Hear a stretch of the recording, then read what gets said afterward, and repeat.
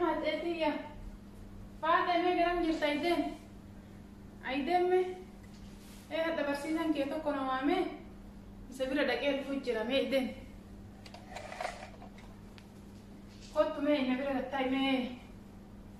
برسيسان كي نوامي تنادابا ولا هذا برسيسان كي توكو ما نفهم يتي بروم سرحان بفتني نانجدي جتي يوني بروم سرحان بسيفي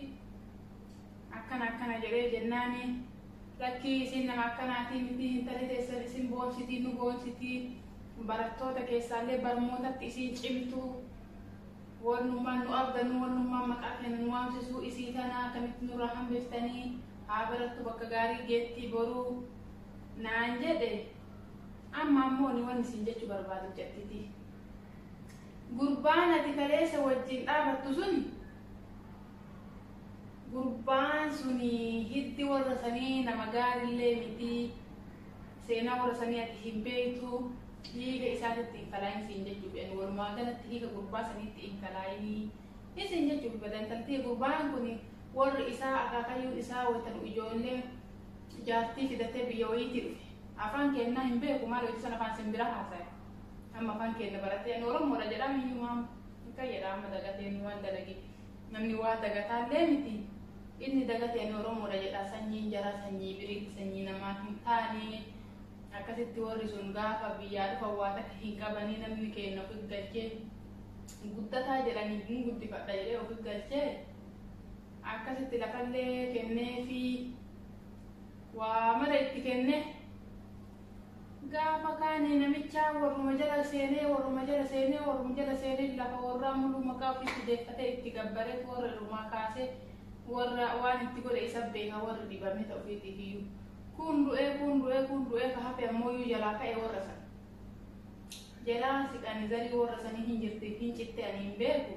akkasitti iddoo sanaa fi gaaroo kana lafa kan muluu qabatee warra san irraa fixe akkasi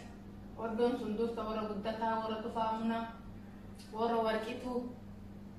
zarii tana muluu fixe warri kun asitti horee asitti guddatee zarii namaati hin ta'an nuhin barbaannu hiika ijoollee warrallee hin gahin waliinillee hin quwatin warra hidda namaati hin taane wajjin quwatta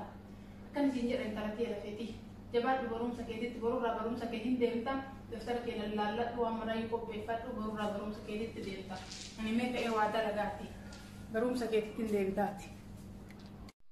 Assalamu alaikum warahmatullahi wabarakatuh. Hordoftoota TikTok kiyyaa ilmaan Oromoo qaqqaali ilmaan Oromoo qulqulluun an ilmaan Oromoo qulqulluun qaqqaali jedha malee warra maqaa Oromootiin dallaaluu miti. Ilmaan Oromoo qulqulluu ka dhiiga ilmaan Oromoo malee bishaan biraas hin dabalaminiin jedha.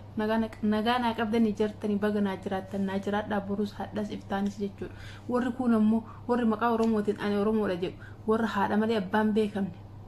warra haadha malee abbaa hin beekamne jechuudha. Akka gaangeen haati ta'e noo jedhanii farda jetti abbaa kee yoo jedhanii abbaaf hin beektu hin waakkatti jechuudha harreessan diddibar ummata akkasii kanaanii wallaahi TikTok kii jaldeemtanii biloo gatee isin xuruura ofii keessanii foloo godhattanii seentan han foloo godhanaa seenaa isin hin jenne ani haasaa gadaboo kana jibba jette silallee haasaa gadaboo akkamitti jaalatta kasi keessa jirus keessa jira dhiiga biraattu si keessa jira osoo Oromoo qulqulluu taate hin jabeessita la argite